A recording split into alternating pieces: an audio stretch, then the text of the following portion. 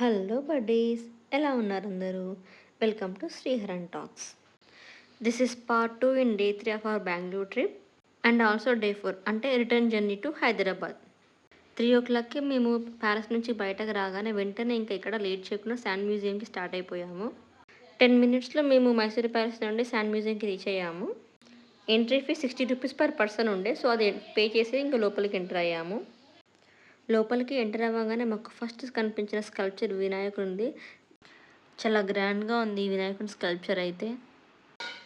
మ్యూజియంలో ఉన్న ప్రతి ఒక్క స్కల్ప్చర్కి దాని నేమ్ అండ్ సిగ్నిఫికెన్స్ని మెన్షన్ చేస్తూ బోర్డు పెట్టారు.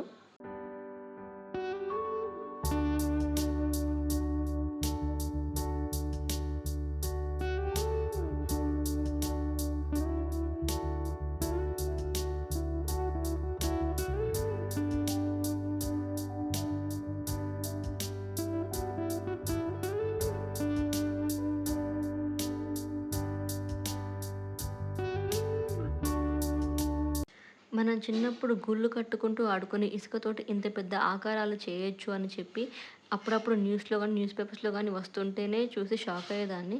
సో ఇప్పుడు అలాంటివన్నీ ఒకేసారి ఇన్ని ఇన్ని చూస్తుంటే అసలు చాలా ఆశ్చర్యం వేసింది. ఈ శాండ్ మ్యూజియంలో ఉన్న స్కల్ప్చర్స్ అన్నీ బిల్డ్ చేయడానికి 115 లోడ్స్ ఆఫ్ శాండ్ యూస్ చేశారంట. ఈ శాండ్ మ్యూజియం మొత్తాన్ని 16 థీమ్స్లలో మొత్తం 150 స్కల్ప్చర్స్తో బిల్డ్ చేశారంట. మన భారతదేశంలో ఉన్న అన్ని మెయిన్ ఎలిమెంట్స్ని ఈ శాండ్ మ్యూజియంలో బిల్డ్ చేశారు.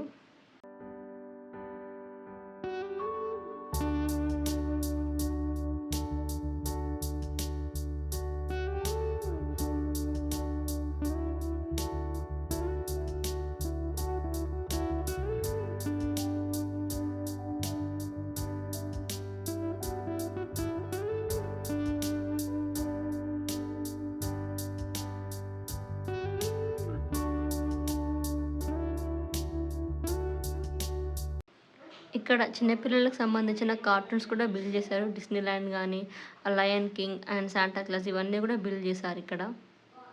శాండ్ మ్యూజియం లోపల చాలా రకాల పక్షులన్నీ ఒక ప్లేస్లో ఒక పెద్ద రూమ్ లాంటి దాంట్లో పెట్టారు.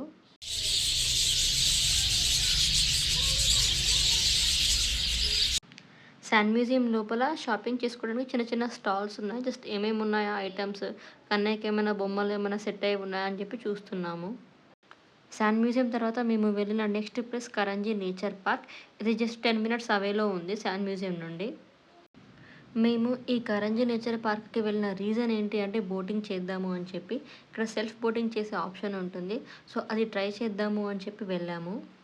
ఆ కరంజీ లేక్లో బోట్స్ని అండ్ వాటర్ని డైరెక్ట్గా చూసిన తర్వాత కన్నయ్యతోటి వెళ్ళడం సేఫ్ కాదు అనిపించింది.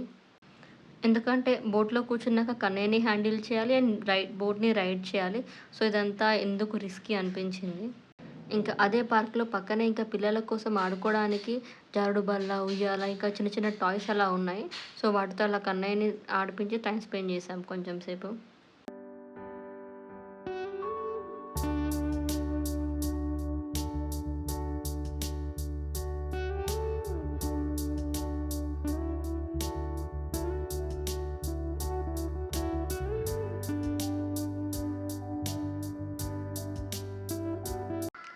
ఇక్కడ పార్క్‌లో బోట్ రైడ్ చేయలేదు అన్న డిసప్పాయింట్‌మెంట్ కన్నా, కన్నయ్య అయితే చాలా బాగా ఎంజాయ్ చేశాడు అన్న హ్యాపీనెస్ అయితే ఉండింది మాకు. కరంజీ పార్క్ నుండి 4:40 అలా ఆ టైంకి బయటకు వచ్చి మేము డైరెక్ట్‌గా బృందావన్ గార్డెన్స్‌కి స్టార్ట్ అయ్యాము.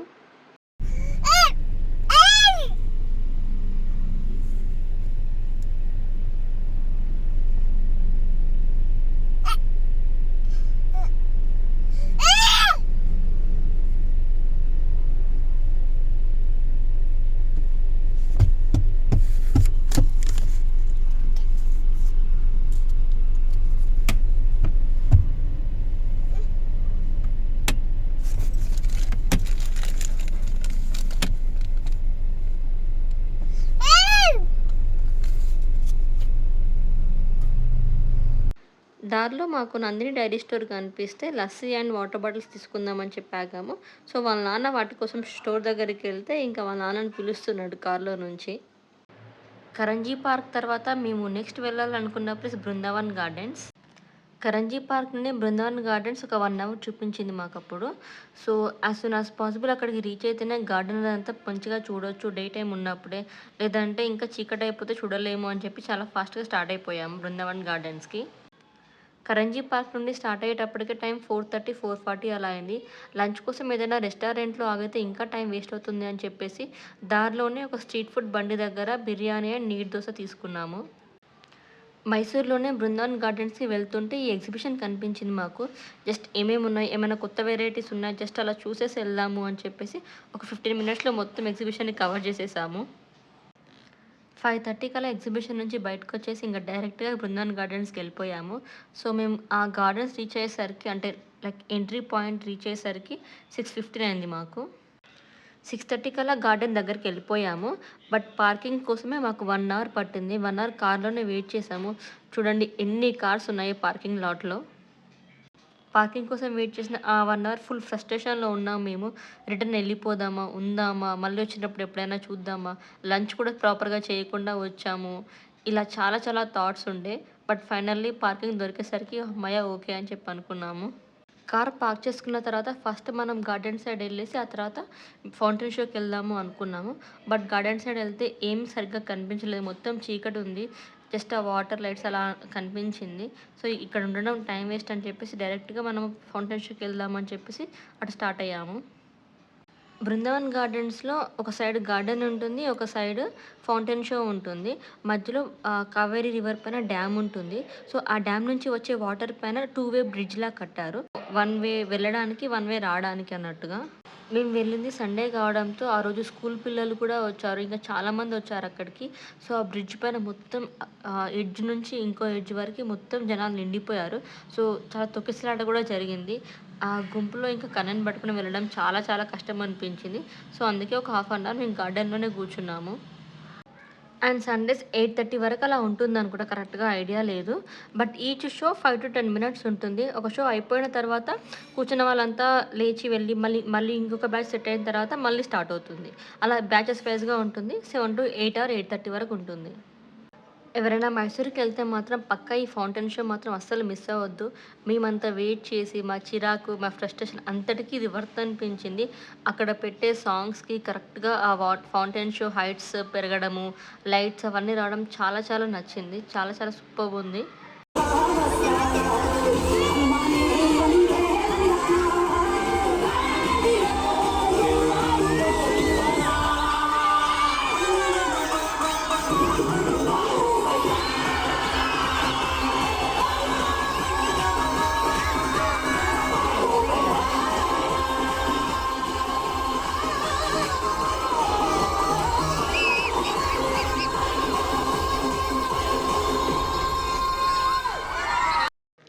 బృందావన్ గార్డెన్స్ నుంచి బయటకి వచ్చి బెంగుళూరుకి స్టార్ట్ అయ్యేసరికి 9 అయిపోయింది.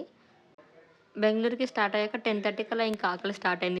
సో, అప్పుడు హైవే పైన ఏ రెస్టారెంట్‌కెళ్ళినా గానీ ఫుడ్ అవైలబుల్‌గా లేదు అనేసి చెప్పన్నారు.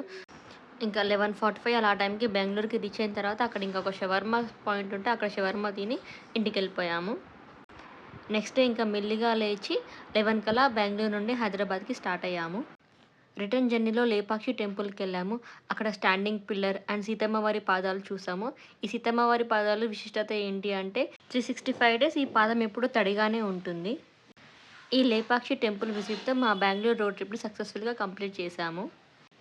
దారిలో ఒక రెస్టారెంట్‌లో డిన్నర్ కంప్లీట్ చేసేసి హైదరాబాద్ రీచ్ అయ్యేసరికి 11:30, 12 అయింది.